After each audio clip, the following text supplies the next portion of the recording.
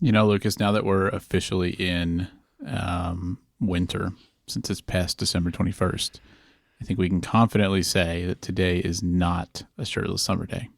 It was cold today. It was cold. Like, it got down into the 30s. Anything below 50 is unacceptable. Yes. All the people in Europe that measure their temperatures in Celsius are very confused right now. Yeah, they're like, I mean, I would take my shirt off if it was 30. And if it was 50, they'd be dead.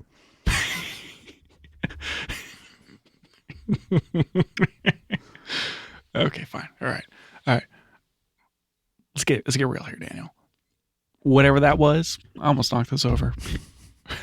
Just gonna move that a little farther away. Yep, good plan. Or maybe I will knock it over. I don't know. You can't stop me. I'm calling that pre-show. We're moving into pre-show now. Just to be very specific. Yeah, now that we're clear on that. Okay. Like, this is a very structured show. Last show, off the rails. From the beginning. Like, immediately off the rails. We couldn't even make it through the whole show. But you're thinking this time we're going to do better. And now, well, yeah, because, I mean, we have to. Now we have to. We have to. Like, if we don't get through the rest of this. We can't have 3 Remember episodes. We can't be one of those podcasts. Rioting in the streets. Yep. No, we're moving at a click today, Daniel. We're just getting it on. Okay, so. As we move into the pre-show. Just, we're not, no extra cruft. I took the bit on giving updates on the Pentax 17 after I shot my first roll through it. Put it at the end of the show notes. Only if we have time. It's pretty hard for you to deprioritize that too. Yeah, all the way down. I said, you know what? 3 pre-shows first, and then we're going to get to that. Good plan. So I have to give an update on my toenail didn't fall off for those who are keeping track. I'm sure people were really worried about that all week, so I'm glad you gave us that update. Not going to give any more details. Good plan. Yeah. Second one, the most important brisket of my life. I felt like it was a top 3 brisket. You said that, and I had some of that as a leftover, and I thought it was pretty good. Yeah, so I was pretty proud of myself. Turned out okay. You did jinx me. I was up till 2:30 in the morning. You said 3 a.m. I was up quite early getting that thing wrapped up, so that's all your fault for sure. Mm-hmm. Yeah, it has nothing to do with the 3-hour run you did that day. I definitely overslept, and it pushed everything back. Regardless. That was a long day for you, wasn't it? You woke up at like 2:30 or you were up until 2:30. You got a couple hours of sleep, and then you had to drive and serve brisket and drive and serve brisket, and it was like that was a full day. Oh yeah, it was a whole thing. I slept a lot the next day, but success. I know everyone was really worried about all the stress. Mm-hmm. I made it through, and I made a good brisket. I got the seal of approval from my father-in-law. Oh man, he was like, he almost cried. You could see it. Like, I could see the tears welling up. He like took a bite, and just the pride that emitted from it. I was, oh man, I had to like take a step back, take a step out. I was like, guys, did you cry? Yeah, I mean, I went outside for a minute. Uh-huh. Didn't want him to see me cry. He's a bit old school like that, but I came back in, served the brisket. I mean, I'm pretty sure I have his approval now. Yeah, he'll let me marry his daughter. You've finally gotten that after being married for what, like 10 years, something like that. Yeah, sure.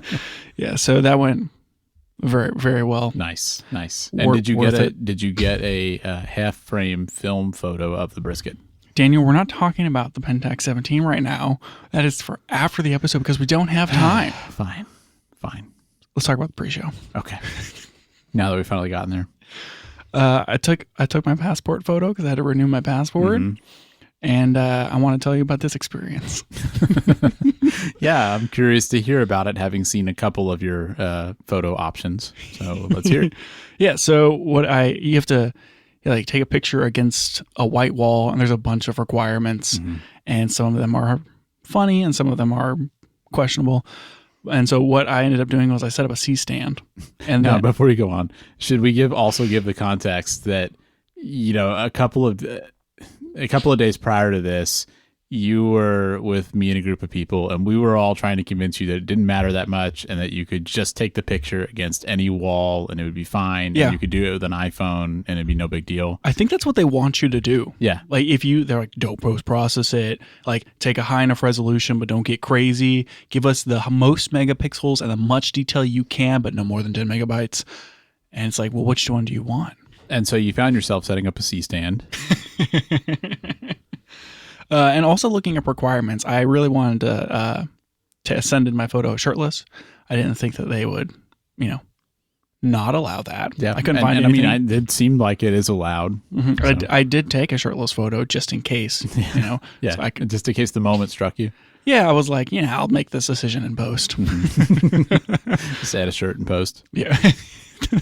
they probably wouldn't allow that. Anyway, so I set up a C-stand. I used a white sheet as my background. And then I stood, I don't know, like 4 feet in front of that. And then I shot with the 56 1.2 lens at an f 1.4. And I used my Godox light basically at 100% to make sure that everything was like perfectly right. And that's how, and like I used a timer and like I set up the frame and I tried a bunch of different outfits and I shot a bunch of photos and that's how I took my passport picture. How long do you think that process took you start to finish? Hour and a half. It's not bad, but that's a lot of time. Yeah. You know what? Maybe it did take me a lot of time, but I got a passport picture out of it. Whenever I uploaded it, there was a wrinkle in the sheet and they were like, this you have to take this in front of a white wall. And I was like, what do you think I did? And so I masked myself out and then I took the exposure for the background. I just like blew it out. Mm-hmm, mm-hmm. And so the background looks white. And then it worked. And then it accepted it. Nice. They accepted the other pictures, like the one where I was shirtless wearing a vest with my hair pulled out. That one it was totally fine with. I was like, maybe I should just submit this one instead. I wonder if that would have worked, if you would have actually gotten a passport with that photo on it. There's one I took with a leather jacket where I kind of looked like Fabio. And I tried that one too, and it would totally accepted it. And I was like, I should do this, right? But I think that a human looks at it. Yeah. And I think that if it doesn't look like a bad photo, they kick it back. Mm-hmm. They say you can't smile, which is also kind of a weird limitation. Mm-hmm. Like why can't you smile? You can kind of smile, you just can't show your teeth. Yeah, it just seems weird to me. I don't know. I don't know. It feels either. like they want your picture to look like you're tired from having been on an international flight. It's really hard. You don't have this problem. Whenever any of these kind of situations where they're like, upload a photo of yourself, that is a whole task for undertaking. It's not like, I'm just going to like snap a quick pic and upload. It's like, well, now I got to pick a background and then I got to like set up all the equipment and then I got to like pick the lens and pick the camera angle and like, it's just a whole thing. It's an entire thing. And I put off renewing my passport for like 4 months because you had to get it right. Because I had to take the photo and the photo was a whole thing. Yeah. I forgot to ask, which camera did you use? The XT5. Okay. So you also probably had to wait until you had a 40 megapixel camera. Yeah, I had to shoot in the highest resolution possible. Yeah. You should potentially consider getting a GFX so the next time you could have even more quality. I should take all of the photos that I took of myself and then put them in a 9x9 grid and print them out and frame them. Yes, you should. That would be, or Christmas card next year. You could just make them into, cut them out in like little like 2x2 inch, mini portraits and just hand them to people. Oh, that's a great idea. Put them on my business card. Yeah. Different business cards for different situations. Once you get past 5 p.m., you're using that one with the shirtless vest situation. Yep. If you're going out on the town, you have the Fabio one. Yeah, perfect. Yeah. These are all really good ideas. I have that angry face with me in a tie. That would be great for meetings. Yeah. Depending on how the meeting goes. Exactly. And be like, well, which card am I going to give him? Like, oh, this guy looks mean.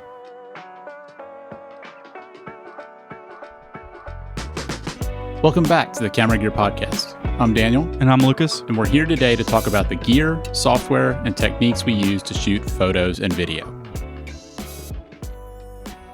For real, Daniel, though, no more messing around. Yep, we got to get to these rumors. Let's do it. So we're going to start with Sigma, even though we talked about Sigma last week. We only kind of talked about Sigma last week. You said, no, Lucas, in order to get through all this, we can't talk about lenses. Well, then we didn't get through all of it. So lenses are back on the table, and we're talking about Sigma next. All right, fine. We talked about the Foveon sensor camera last week. Not going to dig back into that. There was like a press thing or whatever where Sigma was quoted saying that they're going to develop a lens that has never existed before, which could literally mean anything. Yeah, that statement by itself doesn't excite me much because never existed before could just mean that it has a slightly different focal range or a slightly different aperture. Like, I don't know. Sigma makes a lot of lenses. I do think that 28 to 105 2.8 lens that they came out with is, kind of cool. Yeah, I think so too. Is there anything that you're thought about or aware of from Sigma that you might want to see them come out with this year, or any like gaps in their lineup? That's a good question. I mean, I'm sure there are some, but I'm not immediately thinking of anything. I think we were all a little disappointed that the 18 to 35 replacement was kind of underwhelming. Like, what was that lens that came out with the 28? It's like a 28 to 45, yeah, 1.8. It feels like that lens didn't quite hit the like. It didn't have the same character, or character's not the right word because I'm not talking about the look, but it didn't really hit the same niche as the original 18 to 35. Right. And that was kind of disappointing. But that's really all I can think of. I mean, like you said, they make a ton of lenses. It seems that Sigma's focus has been a lot on L and E mount, and neither of those mounts are really doing much in the APS-C space except for like one Sony camera. Yeah. And I think it would be cool to see Sigma spend some time or investment this year into APS-C glass. And I know that I'm biased as a Fuji shooter, and like maybe that doesn't happen, but it would be cool to see them do more than just here's 2 zooms and 3 primes that we make that are for APS-C. Yeah, that's fair. I could see that. I really liked what they did with that rectilinear 15 or 14 millimeter Astro lens that they came out with last year. I think it would be cool to see them do more things like that. Yeah. Maybe some more like wide angle prime type stuff that is like ultra wide, but also like super fast and rectilinear. That'd be cool.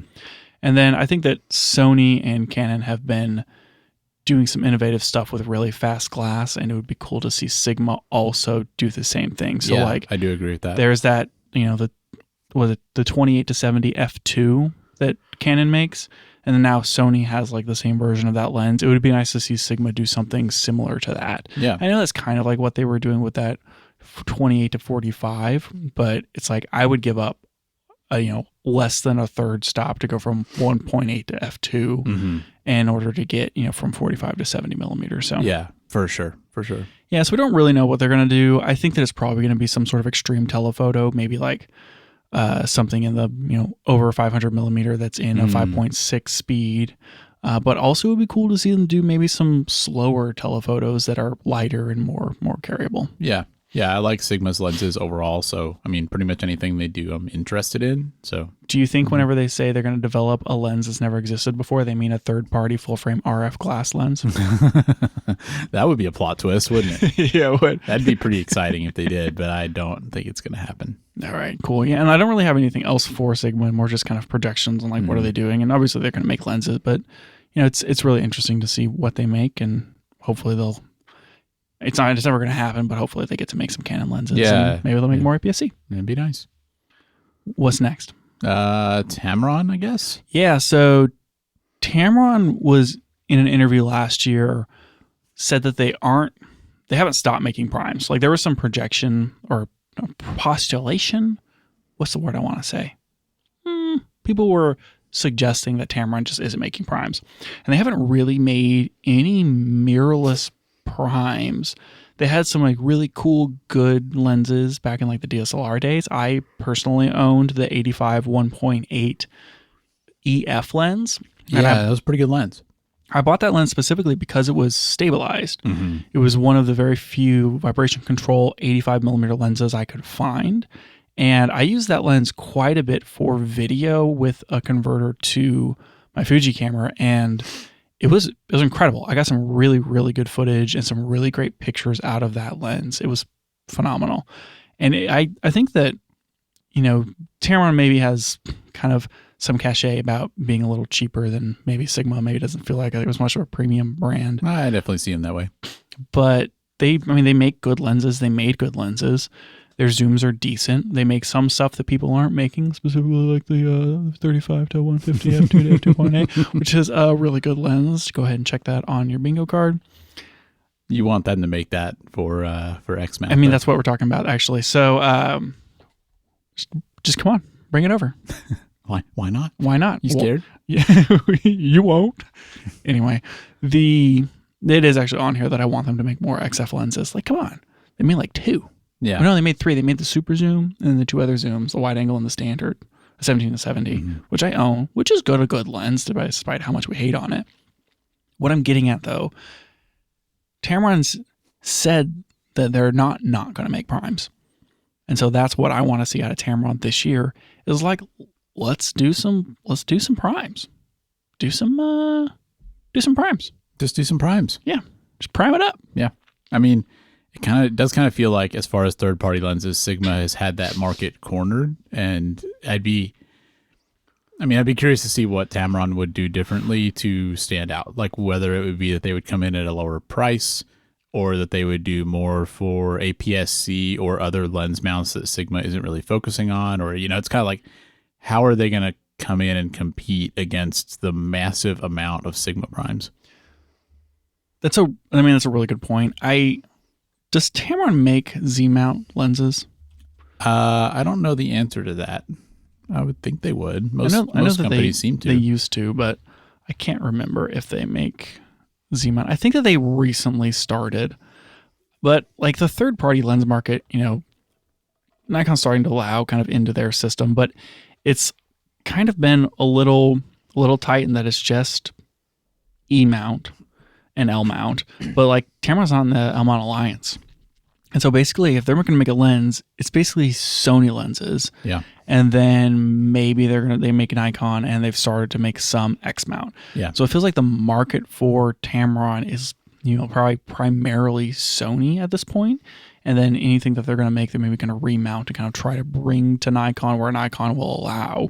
And so any sort of like prime work that they did, I'm not quite sure like where that market would be, because they do need to differentiate themselves, but they're battling Sony and Sigma for that market, which is pretty well saturated. Yeah, that's pretty tough competition. I think that what would be interesting, and maybe not something that we've seen from Tamron before, is if they've pushed into making like cine lenses, like make something in PL mount or make something in E mount, but that is like, here's a set of cine primes. Like we've seen Canon do it, we've seen Cook do it, where they are these maybe like cheaper but all the same size, those kind of lenses, or even like those hybrid lenses that Canon's doing. That's the kind of prime that I think would be interesting for Tamron to do, that's maybe different than like these art series lenses that Sigma is making. Yeah, that's and could be like different enough that, here's some cheaper like cine primes and capitalize on like whatever Sony does with their FX lines. Yeah.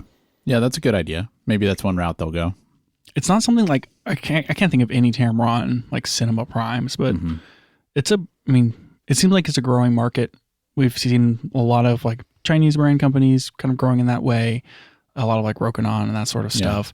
But then also, like Cook and Canon are moving in that direction. Yeah, and you can get away with manual focus and that sort of stuff with those kind of lenses. I feel like when I think about Tamron, like for some reason my mental image is just like a super zoom lens. Like I think of an 18-300.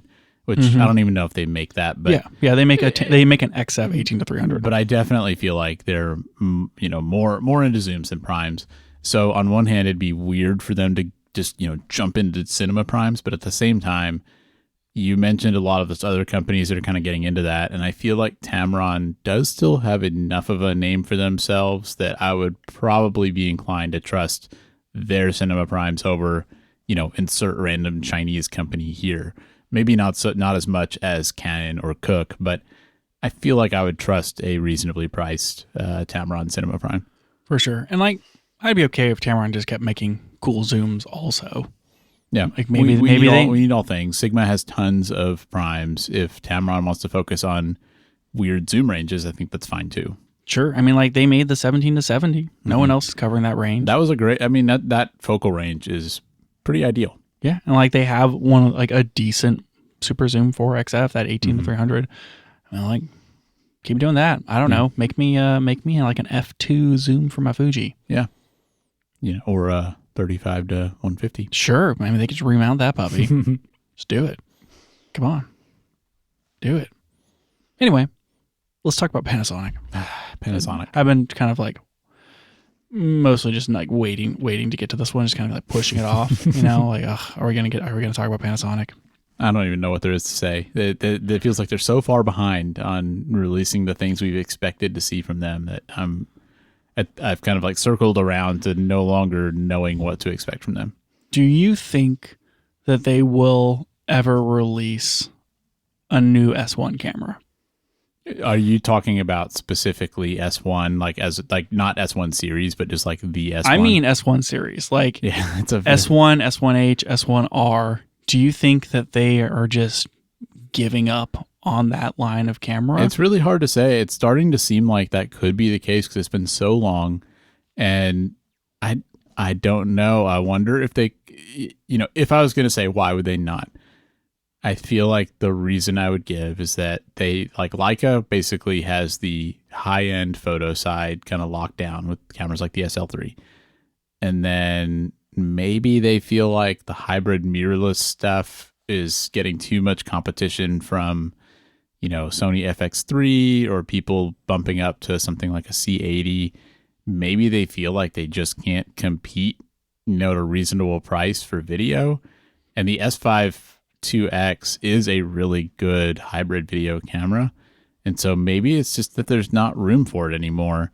But it really surprises me because I feel like the S1 series had pretty good brand recognition and definitely had, fans. And it'd be weird for them to just totally drop that. It seems like Panasonic's the camera company to make consumer level L mount cameras. Mm-hmm. Like obviously Lumix, Leica's going to make the high end stuff. Yeah. And then there's Blackmagic, which makes kind of like niche. Yeah, they're going to make, stuff. the video stuff. But if you're looking for, you're like not your premium brand, like something that's more like a Sony or a Nikon. Yeah. That type of manufacturer to make an L mount camera, like it's Panasonic. Yeah. I feel like the L mount lenses have gotten really good, but now you don't have a camera to put on it, yeah. which is backwards from where we started, which was like, look at all these cool cameras. We don't have any lenses. Now we have all the lenses. We don't have the camera. Yep. Panasonic did register a camera that like could be released sometime in November. Not released in November. They registered it in November. Yeah. So maybe like first half of this year or something. Yeah. And that it's like usually like 3 or 4 months, typically kind of like, oh, this is registered. Maybe something comes out. So there's a real possibility that Panasonic's going to announce something early this year, maybe in the March timeframe, maybe May. It has like this, like the registration for this thing, because I have to do all the does it have like Wi-Fi or a modem or whatever in it? And this is supposed to have like, 5 gigahertz Wi-Fi, 2.4 gigahertz Wi-Fi, which makes you think it's a camera, and because it's a camera that they registered, but also makes you think that like it's not going to be some point and shoot. Yeah. It's going to be, an actual interchangeable lens mirrorless It camera. still feels like it's just so hard to know what to expect, though. And I mean, I find myself in the position, as I'm sure other Panasonic fans do, where like I would like to buy a new camera this year, and I would be interested in getting into some system for like a really nice video style camera. And we've made jokes on the show a lot that Panasonic's like the perfect choice, and I would love to get a new Panasonic camera. But I'm kind of in this position where, okay, they're going to come out with a camera in the next few months. That could potentially not be until, let's say, April, when NAB is. And who knows? Like, who knows what it's going to be? Is it going to be a new high-end camera, or is it going to be, a new variant of the S5? Is it going to be more like a point-and-shoot thing? Like, we just have no idea what to expect. And it's been so long since they released an update to the S1 line that it makes it hard for you to have faith that they're actually like investing in that line, and going to come out with a new thing. And they haven't made very many statements about it. So it's just, I don't know. I don't know what to expect. It does seem like, most of the L rumored people are expecting it to be an S1R. If they came out with essentially what is an SL3, which would be like 60 megapixel sensor, can shoot 8K video, has Panasonic's phase detect autofocus. If they came out with something like that, call it $4,000, that doesn't sound like the camera that you're looking for. Would that be interesting to you?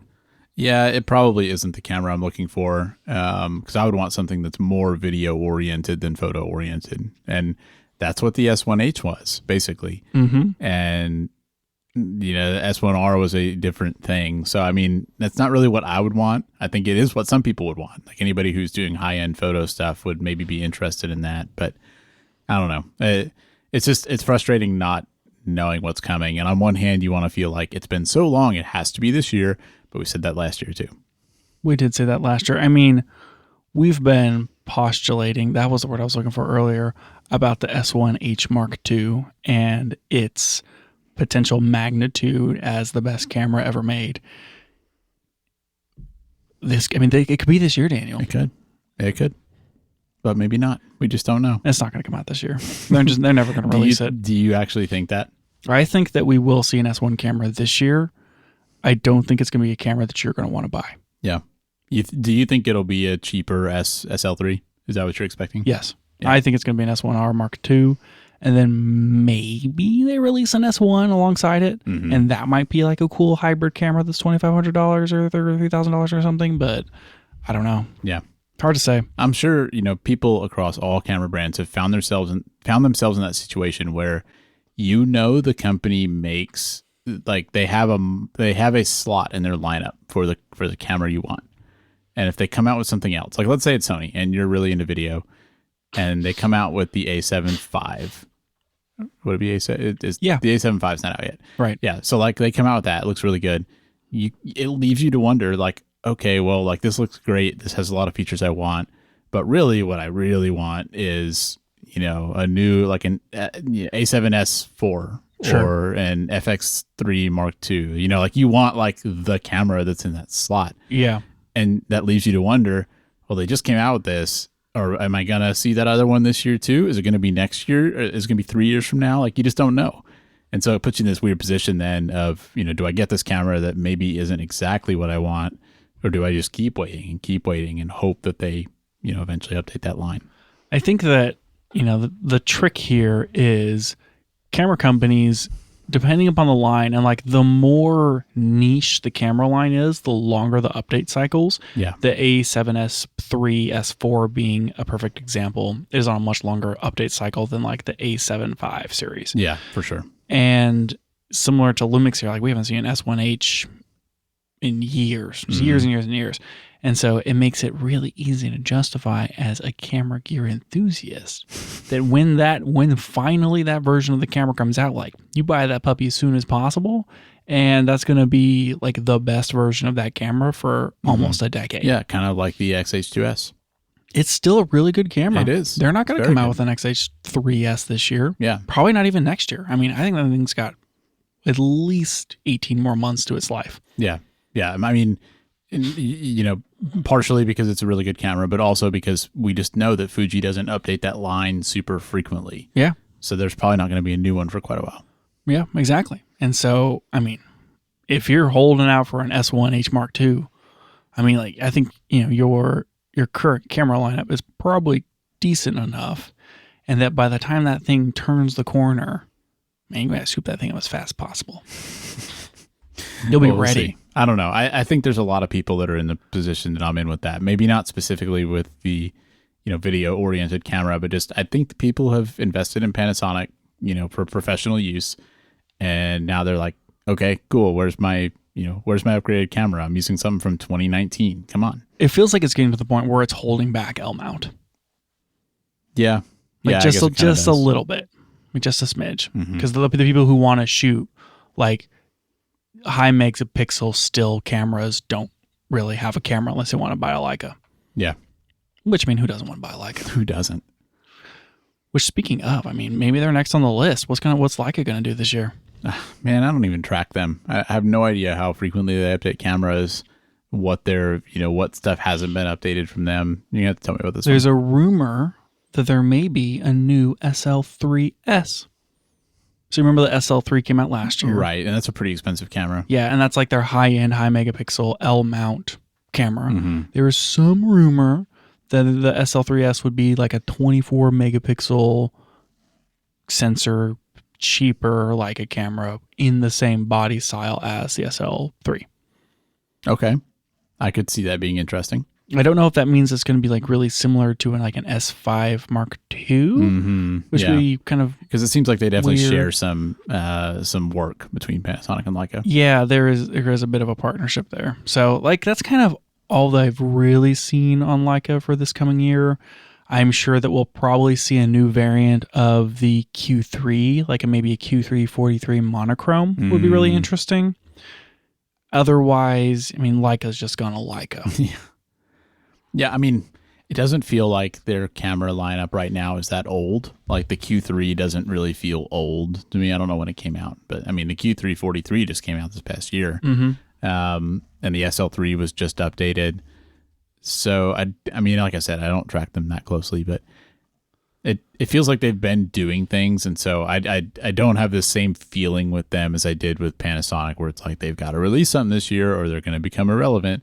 Like I think they're keeping up, especially with, people that buy Leica probably don't update that frequently. So, yeah, I mean, Leica kind of just, they're much of a luxury brand and can move at their own pace. Yeah, it kind of feels and that so way. I don't feel like we're really clamoring for like new Leicas on a spec standpoint, like we do some of these other brands. Yeah, I think so. I don't think people buy Leicas based on specs necessarily. They did a re-release. I don't remember how many new features came with it, but they did a re-release of the Leica M6 in like 2022, which is their film camera. It would be interesting to see them like investing more time and like product into their film line. You would like that, wouldn't you? I sure would. I mean, when it comes to film cameras, Leica is creme de la creme. It would be cool to have a Leica M6. How much do those typically run? Like $4,000 to $6,000, something like that. Pretty high. No, actually, I think the body was like $5,300, maybe. Yeah, that's a little more expensive than your most recent film camera purchase. Yeah, bit steep, maybe 10 times the cost. In that range. I don't know. We'll see. If Leica's going to do it, they can do it. They got the heritage. It's a valuable insight you've shared with us there. That's what I'm here for. To provide really obvious, valuable insight, like picking up those pennies. We'll be back in just a moment, but we wanted to let you know that if you'd like to support the show, you can now subscribe to us on Patreon. It helps cover our hosting costs so we can keep the show running, and you might find an occasional behind-the-scenes post on there, like some photos we've taken recently or a mini review of some new gear. If you're interested, you can find us at patreon.com/cameragearpodcast. Speaking of film cameras. I saw that on here, Pentax on there. So I just want to talk more and more about film. Okay, look, Daniel, listen. Hey, Daniel, listen. Look. I can't go anywhere. I'm stuck here, unfortunately. We need a GR4. You thought I was going to talk about film? We're talking about point and shoots. Faked me out on that one. We probably do need a GR4. I kind of felt like people were expecting that last year, and the HDF was maybe a little disappointing for people that wanted an actual new camera. I think the high diffusion version of the GR3 is cool. Yeah, I think it's cool. I just don't, I don't think it's a replacement for having like an upgraded camera. A super small, like pocketable camera with a built-in ND filter that has an APS-C size sensor. I mean, no one else is doing that. Yeah. I mean, sure, like you got the Fuji version that's kind of cool. The GR3 is significantly smaller than an X100. It's smaller enough that I feel like it makes it fit into a different category. I would agree. I think that something like a GR camera is more like you can bring it more places and it's less obtrusive. Mm-hmm. Like I carried my Pentax 17 around with me like all last week. And it's so much lighter compared to my Fuji camera. And like, yeah, I love just toting my X-T5 around with me with a a prime lens, and I'm just a happy camper. But having the like all plastic film, Pentax 17 is like I didn't have it with me at all. I could like stick it in my back pocket, or I could wear it as a necklace, or I could put it on my wrist. And it was just like so easy to just have it with me. And it made it really fun to use and shoot. See me sneaking in the bits about the Pentax 7. You thought we were going to wait till the end, Daniel. Turns out we're talking about it right now. Apparently we are. Just kidding. We're not talking about it right now. Point is, that's kind of GR4 territory. Yeah. And I think that, the X100 is a interesting version of that, but it's fairly large. Like it's bigger than an XM5. Well, and expensive too. I think that's a factor too.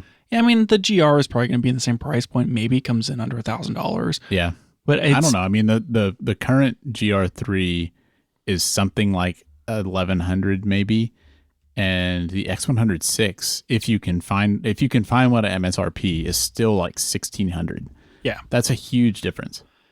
It is a huge difference. And like the GR3 came out in 2019. Mm-hmm. The camera is getting, like, this March, it will be 6 years old. Yeah. And like, it's pretty long in the tooth. I think that maybe Ricoh and Pentax weren't really looking to do anything with that line. But the 2020, 2022 X100V effect has like totally revitalized that camera line. Yeah, maybe they're suddenly like, oh, we should make a new one. People couldn't buy the the X100V, and so like all of a sudden we got everyone's looking for something else, and like there's a lot of people who are really into the GR cameras, and you can't buy those at all. Like, good luck getting one. So I think that we're very much primed for a GR4, and because they came out with the GR3 HDF last year, maybe we aren't inclined to see a GR4 come out this year. Maybe they're holding over for the development time, but I do think it would be good to see a new sensor or something with like newer technology, lower noise come to that camera, but like keep the same things that make it good, which is portability and the built-in ND. For sure. Yeah, we're going on a trip later this year that I want to pack light for, and I wondered if the GR3 would be a good camera for that trip because it's so small. But it would be really hard for me to buy a camera that old right now, especially knowing that a new one could be around the corner. So I'd be interested to see a GR4. But like you said, they did kind of, sort of like spec, not really spec bump, but I mean, they added the HDF variant last year. So I don't know if they would immediately turn around and release a new one this year. I can't tell you how many dark thoughts I've had about buying a GFX 100 RF if it comes out before we go on that trip. Well, and the other camera that I would kind of put into consideration there would actually be the Lumix S9, because that's also pretty small. That would be a good option. You can get it with it's really, if you get one used, they're really not that expensive. You can get them used for like $1,200. Really? And then get a pancake lens for it. It'd be a pretty good camera. Load up all your LUTs. That would be pretty good. I mean, you could get an XM5 and then it would be same lenses that you already have. Yeah. Except you sold your pancake. Yeah. Yeah. I mean, the whole point of this line of thinking is portability. And if you start putting, aftermarket lenses on, if you start putting interchangeable lenses on, you kind of very quickly get away from the portability. It's the problem. If OM System would come out with a new pen camera, maybe that could also solve your problem. We'll get to that one later. Okay, right. Anyways, GR4. The other things that we're expecting from Pentax this year, not really like anything as far as rumors, but there's a lot of stuff that could be interesting. Like and by we, I mean I, would love to see them come out with a 35 millimeter or a medium format film camera. Having them ship something like a new 645 or a 6.7 would be really, really cool. I'm personally, I agree. I think it'd be cool for them to do it. I personally wouldn't expect it this year. And the reason I say that is because the Pentax 17 came out last year, and it feels like that was kind of an experiment for them in the sense of, can we make a new film camera and have it be, profitable and popular enough to be worth doing? And it's just hard for me to picture them having gotten the answer to that question and then turned around and developed a new camera that they could release this year. So personally, I would maybe expect it more like next year than this year, but I mean, it'd be cool to see. I tend to agree with you there. I don't think they're going to release a film camera this year, though I would be super, super into it. I have two thoughts on that concept. And the first is, when it comes to film, like, you have the people who are just kind of shooting it for fun, and then you have the people who really like the cameras. And I'm going to go ahead and add a third category, which is the people who want image quality out of it. Yeah. And if you're wanting image quality, you basically have to shoot medium format. And I've said it like a billion times, the size of those images and like the grain structure and like the resolution that you can get out of like a really big medium format can in some ways be better than digital. Like, if you're going to shoot 6.7 and like a really fine grain film, you can get a lot of detail out of that. I mean, you're shooting a larger image than you can shoot on any sort of digital platform. Yeah. And I think that that's where you're going to find the pro people who are looking to like really invest. And so it would make sense on the high end if they wanted to go into like 645 or 6.7, but also that is so niche. I can't imagine them really, really doing it. Well, the interesting thing is that what you just described is such a different market from the kind of person that would want the Pentax 17. It is. That they wouldn't necessarily learn anything from the Pentax 17 to know whether they should make that camera. I think that there was a lot of feedback from that of this is cool, but also like one of the things that people liked about the Pentax 17 was the fact that it's a new film camera. It has currently made parts. It has a warranty, and everything else they're going to buy is either a Leica or it was made in 1983. And that's something from a current camera company that is a high-end film camera could be valuable to people who are really into shooting film. Yeah. It's hard to imagine them kind of going there, but the people who saw the Pentax 17 said, great, give me a pro film camera now. Like maybe that gave them the affirmation that they needed to make it. What I think is more likely than them coming out with something that's medium format and that I would find really interesting is if Pentax is basically the only company that's still making DSLRs. I don't really have any mirrorless cameras that I can think of. And the K3 came out, I think like 2 years ago or 3 years ago, or it's the K3 Mark III. And it wasn't really like a new design. It was just kind of another like re-release, a lot of, Pentax Ricoh energy where they're just like doing the same thing over and over. I think it would be super duper cool if Pentax came out with like a K4, like our K3 Mark IV or something like that. That was, here's a new SLR. We're still investing in this line, a DSLR, but also here is an SLR that uses the same mount that's the same design, but it's a film camera. Oh, that'd be interesting. Just take out the sensor and a lot of the electronics and put in the film stuff. Yeah, and I don't know if that's like reasonable to do, and that's probably a whole engineering feat that doesn't really like work out in concept. But if you have the lenses for it, you have your plan for the mirror. It's like everything's kind of built around some sensor plane. If like you have a version that's like, here's the same camera, this one's film, this one's digital, and you can use the same lenses, that would be really, really interesting. Yeah, that would be pretty cool. And I think that there's a market for that kind of thing, especially with some of the resurgence of film. I don't know if that's something that Pentax is thinking about or even like reasonably possible, but the Pentax 17 has really kind of reinvigorated me as a stand for Pentax. Whereas previously I was like, whatever, they just make DSLRs. Who cares about them? They don't even shoot video. I've come like full circle. Now you're a Pentax guy as much as you're a Fuji guy. Yeah, definitely. I mean, they're the ones who are really making film. Fuji's just faking it. They're shipping Kodak stock and making digital cameras. More like Fuji digital. Yeah, just gonna leave that there. Let's talk about Nikon. Get off of this subject before you embarrass yourself more. Sure. I mean, that's because I don't really know anything. I'm just like, whatever. So what's Nikon going to do? Cool pics, man. We got to do it. I mean, like we were just saying, point and shoot's coming back. Let's see it. I mean, I know that, it's not back until Sony does it. But, I mean, I would be really into it if they came out with a new cool pics. What was that one that's like really good? It's like some APS-C size, like Cool Pics 9 or something. I don't know, man. I'm not up on all the cool pixes. Man, there's the two things that I want. I think it's the Cool Pics 9. The two things I want out of a point and shoot camera is it to be super tiny with a big sensor and like a cool prime lens, but small, or tons and tons and tons of zoom in a tiny package. Like more zoom than you're thinking. Lots of zoom. 50 times zoom. Yes. Like I want it to be like the full frame equivalent of like 12 to 700. Those super zoom cameras, did you ever see those? Yeah, those things are crazy. They were wonderful. I had one. It was I mean, the new the Pentax, like what is it? The Z99 is like it's like 24 to 300 equivalent or something like that. Yeah, that's what we need. That's cool. Was that Panasonic? Yeah, Panasonic. Yeah. Sorry. Put that thing in your pocket, man. All the kinds of zoom in the world. Perfect. Yeah. Take that into a concert. They're totally fine with it. It's not a real camera. Yeah. So you think Nikon will come out with something like that? I think Nikon should come out with a new cool pics. I don't think they're going to.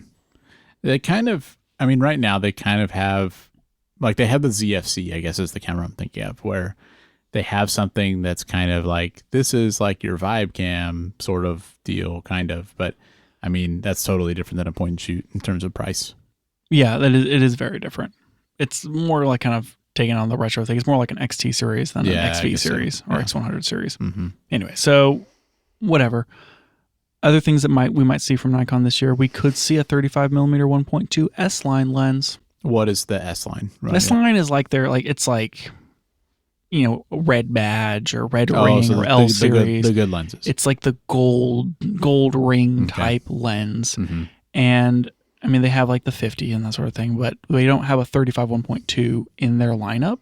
That's kind of like a weird, interesting. Yeah. I mean, even like, I think I don't even know if they have a 1.4 at this point, but like a fast 35 S series, like there's rumor that could be coming. And I mean, maybe they even name it. You think they would name it? I don't know. Maybe they would. They do like naming lenses, I feel like. I love it when Nikon names lenses.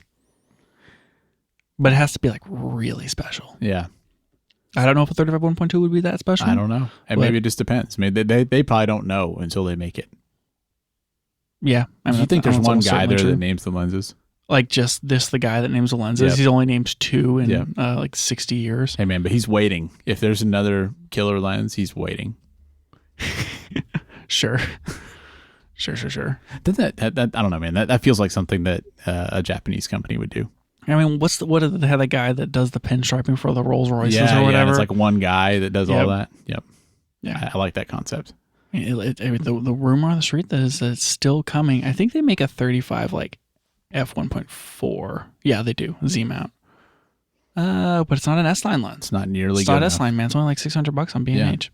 Lightweight, compact. That's not what I want. Give me the real deal. Get out of here with your lightweight compact lens. What is this garbage?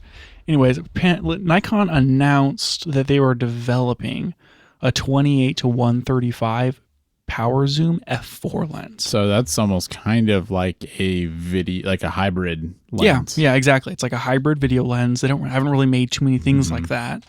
It's not out yet. They just announced that they're like developing it. And I think that like there's some rumor that Red is going to convert to Z mount for their cameras like late this year. Yeah, I mean that's kind of what's interesting about anything Nikon does with video sort of lenses. Anything that's like video oriented is you have to wonder, is this something that's going to be compatible with Red cameras? Like almost certainly. And I think that's kind of like where this is going. The fact that they said, hey, we're developing this cool power zoom that's f4. I think that comes along with some sort of video focused Red or Nikon camera. Yeah. I think that they do something this year that's either Red going to Z mount and here's just like a new V Raptor, or maybe there's like a Komodo camera with Z mount that has Nikon autofocus and like here's this power zoom. I think there's going to be something that we see come out of that relationship this year that's hard to predict. And I think that it has something to do with this 28 to 135. I think that's going to be interesting because, Nikon has been pushing video for a long time and they've been leading, in terms of features in that space. But we've talked in the show that people still don't really perceive them as a video camera company. And Red totally changes that because Red is only video and, they have a good reputation. And so it would be really interesting for the Z mount ecosystem if Red went to Z mount. Because it's like suddenly you'd be getting, probably a lot of really good lenses for video that are, Z mount. And then you have all the rest of Nikon's lineup that you could also use those lenses with. Yeah, and like that's kind of the rumor right now is that they're going to release in Q4 of a 8K cinema camera with Z mount and PL mount. And like it's a V Raptor at that point. Yeah. And I doubt that they're going to come out with a new V Raptor. It's probably just going to be the same camera with different mount option. I mean, what I want to see obviously is something that's like a C80. Give me like a sort of hybrid camera, not in hybrid's a bad term, but like I want something that's like halfway between a box camera and a mirrorless camera. Yeah, I was going to ask. You don't want a box camera. You want something I want something that I could hold in my hands and film with, but that is, definitely a video camera and that is more made for rigging out than like your average XH2S, etc. And so that which is what I feel like the C80 is, and I think that that's kind of a good like on-ramp for people that want to get into, cinema cameras or documentary filming or whatever. And I think that Canon's kind of the only company that's really doing that well right now, and it'd be interesting to see Nikon compete there. Yeah, I can't imagine Red making a camera like that, and I can't imagine Nikon making a camera like that, and so I have trouble envisioning that sort of camera coming out of them. But also, like, who knows? This acquisition has really shook up the whole, what is Nikon doing in video conversation? It was a weird acquisition for them to make. So yeah, you kind of wonder, like, in what ways are they going to, kind of like get, no other word is coming to mind for me besides synergy, even though I hate that word, but like gross. Like what are they going to do for both of those companies to, help each other and build on each other? I don't know. I don't think we're going to see much this year. I think we'll see Red start pushing over to Z mount. And I think that maybe we'll see a few software features or like Red Raw type features kind of start trickling into cameras. But I think that most of the fruit of this venture will be realized later. Yeah. Like maybe 2026, maybe 2027, we'll start seeing more like actual products come out of it. But I mean, it's all just kind of TBD. I think that, I don't know. I don't know what else to kind of expect from Nikon this year. Like the rumors are light. It's like maybe they come out with a new 35mm lens. Maybe they come out with that 28 to 135 they already announced. But otherwise, it's too early for a Z9 Mark II. It's too early for any sort of like Z8. The Z7 Mark II is kind of, or Mark III rumor. I mean, that seems like a dead camera line. I don't see them coming out with a new Z7. There's not really anything much left in their lineup. They came out with the Z50. They have not come out with a new Z5, which was their cheapest full frame camera. That was like the $1,500 price point full frame camera. So maybe we see a Z5 Mark II. Otherwise, like, I don't really know what to expect from Nikon. Like they have released the Z6 Mark III last year, the Z8 the year before. I think they're in a really good spot now. I don't think it's like, I don't want to say like, okay, Nikon just taken off here, but I don't really have anything that I'm like super expecting from them. Anything that they do come out with is probably going to be a pleasant surprise. Yeah, I think that's a fair way to say it. There's no like gaping holes in their lineup. Yeah, they're not like Panasonic. Yeah, exactly. Man, we're almost there, Daniel. Last one. Unless I missed one. Did I miss a camera? I probably did miss a camera brand. Yeah, you probably did. Oh boy, but it's not on this list, so it doesn't exist. Yeah, there's only two more things on this list, and one of them is OM Systems. The other one's Pentax again, but that's fine. So there was actually some news very recently about OM Systems. Go on. Their CEO said that a new camera and multiple lenses are arriving soon. What does that mean? Well, it sounds like they're saying they're doing something, because I feel like our feedback on them from last year was that it's like, wait, OM Systems still exists? What did they even do? Because it didn't seem like they released anything really of note. And it feels like this was basically their CEO saying, no, really, guys. We're not dead. We swear. We're actually making new stuff, and we're going to come out with new lenses and a new camera. And I'm curious to see what it is, but I also like have a very hard time picturing it being something I would be interested in, because I feel like it's going to be Micro Four Thirds. Well, yeah, sure. It's going to be Micro Four Thirds. I think OM is still an interesting company simply because of where their niche is, which is that like super rugged light kit outdoor camera solution. I mean, if you're going to go hike Mount Everest or something silly, which I'm not, but if I was, but if you were, an OM system camera makes a lot of sense, because you can bring 3 times as many lenses for the same weight. Yep. You can get like 80 megapixel, shots with like the sensor shift thing, and like they're really, really rugged, like generally more rugged than their counterparts. It's a good system, or it has been in the past. It's just they haven't done anything since they bought Olympus. Yeah. They've just rebranded all the cameras to put OM System on the front of it. Yeah. Maybe switched to a USB-C port, but otherwise, like OM System has only been releasing cameras that already existed. Yeah. And so we're all just like, are they gonna do it? Like, are they gonna make an actual new Micro Four Third camera that is what they're advertising? A really rugged, great travel camera, outdoor camera for those like hikers and landscape photographers and that sort of thing? Or like, are they just going to keep releasing the same thing? They were definitely saying that in the article, that is kind of commenting on like their lenses are dust proof and splash proof, and like you said, their stuff is generally more durable. And so it does feel like that's kind of where they need to go with new products. But I just want to see something new from them because, they have, I feel like OM System has not proven themselves to be, a company with great engineering or that makes great cameras, because all we've seen so far is, rebadged stuff, which just isn't really that appealing. Yeah. I'm looking at this lens roadmap here, and it just says telephoto zoom, and then it has some vague range from 40 millimeter to like 150-ish millimeter. Like, what are we doing? That's pretty broad. Well, they're gonna release it wouldn't be a 70. What about I just let multiply all these by 2. What about like a 35 to 150? It could. You'd be so mad. Tamron's going to release the 35 to 150, but it's going to be micro four thirds. Whatever. It's not the same. It's just not the same, Daniel. It's not the same. I want it so bad because I have a 5140. A 35 to 150 is a bigger range and it's faster. It's just like I want it and I can't have it. Just imagine it on micro four thirds, micro four thirds. Just if I start doubling focal lengths here, this could be a 100, which would be 50 millimeter. It'd be a 100 to 400. That would be like 50 to 200. So maybe it's a 100 to 400. That's a reasonable range. That could be totally reasonable. And I don't know. Maybe it's like maybe it's f4. That'd be cool. Maybe be neat. Maybe like a 50 to 200 f4 micro four thirds lens. Yeah. Maybe it's small. Maybe it's light. Maybe it's rugged. It would need to be. All of those things. There's so many micro four third lenses. Yeah. It's such a complete system. Mm-hmm. It's hard to imagine like what else they need to make. I do think it's kind of funny and interesting that we like a lot of the reason you might shoot micro four third is like you get more range because free cropping or whatever.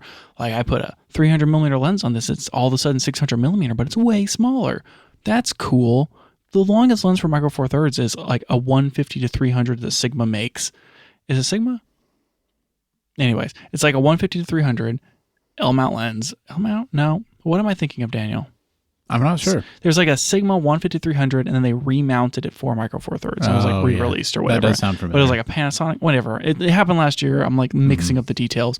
Point is 600 millimeters. Yeah. Like maybe you throw it on teleconverter or whatever. Which really isn't that much. There isn't like more than that. Yeah. If the whole point of micro four thirds is like I can shoot at 1500 millimeters, it's something that's the size of that I can put on the front of my camera. Here's a camera that's the size of a Coke can, and I put another Coke can on the end of it, and all of a sudden I'm shooting 2000 millimeters away. Sweet. That would be pretty nice for travel type stuff. I just like I get the lightness of micro four thirds, and like that's a great feature of the system. I get the like if you're shooting in the 100 to 400 range, like you need something in that range.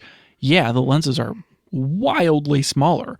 You had what was it, like a 40 to 150 or something like that? What was that lens that you used to have? That was like an f4 zoom.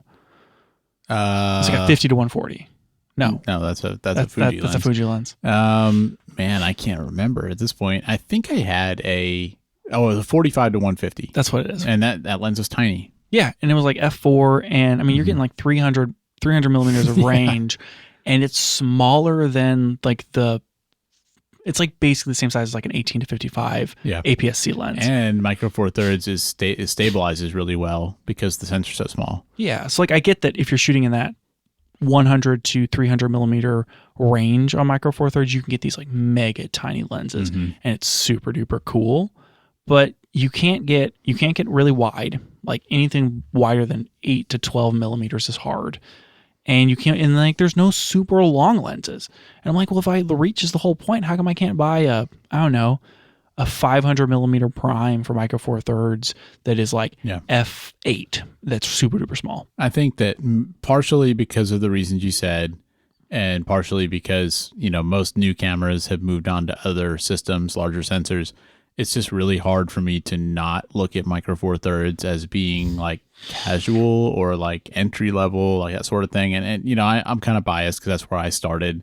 Yeah. But I don't know. I have a hard time taking it seriously for professional work.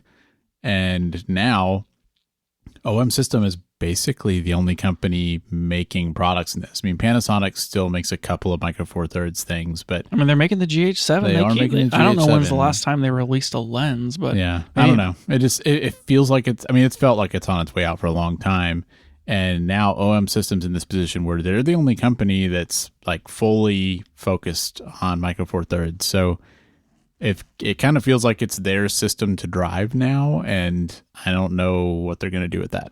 I think Panasonic would be very offended that you said that. I'm sure they would. They made the G9, they made the GH7. The GH7 is like super duper good. Yeah. There's all those great Leica branded, Micro Four Third lenses. Yeah. The GH7 does look like a good camera. The Micro Four Third lens ecosystem is like all these lenses are super duper cheap because they've existed forever. Yeah, there are great lenses available for that system. It feels like a very, very complete lens system, but all the lenses are like 8 years old at this point, and no one's really making new lenses for it.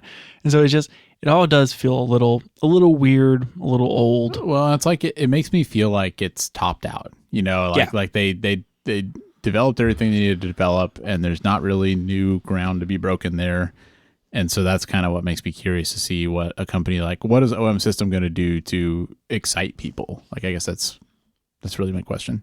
I think that while it does feel like the well is tapped, I think that there's opportunity there for OM System if they make it.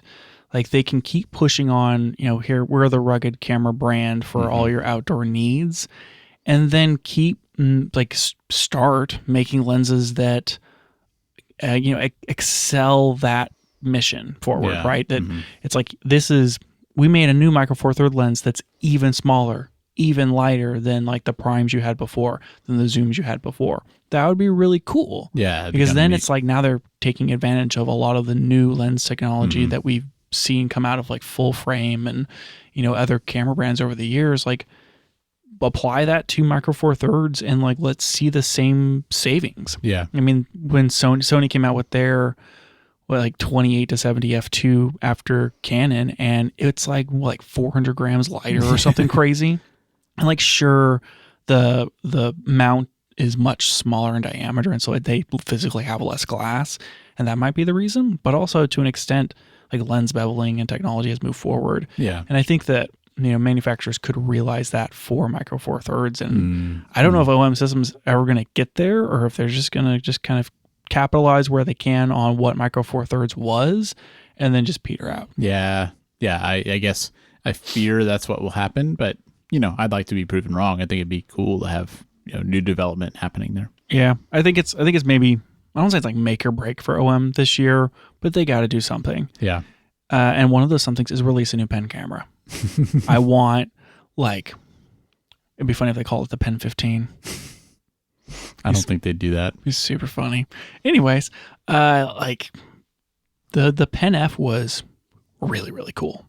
And even like the Micro Four Thirds digital version of it was a really neat camera. And people love that camera. People still want that camera. I mean, we've already talked a ton about point and shoots, and like maybe they're coming back this year, maybe they're not. But if anyone was going to do it, like OM System with a new Pen F would be amazing. Yeah, and it feels like your average person who's not deep in this world does probably still know who Olympus is. Mm-hmm. They don't know who OM System is, but they do know who Olympus is. So I don't know. Maybe that buys them something. Maybe not. I mean, they can't use the Olympus name anymore, though. Yeah, that's true. It's just gonna be OM System, but they can use the Pen F name, and they could turn that sensor sideways. And like I would allow it here. Digital half frame camera. Fuji can't do it, but if OM System wants to make a 3x4 camera instead of a 4x3 camera, you'd fine. be here for it. I will allow it. That's it for the show today. Thanks for joining us, and if you liked it, tell a friend so they can check it out too. You can find out more about the show at www.cameragearpodcast.com, and you can find us on Twitter @CameraGearPod. We'll be back with more next week.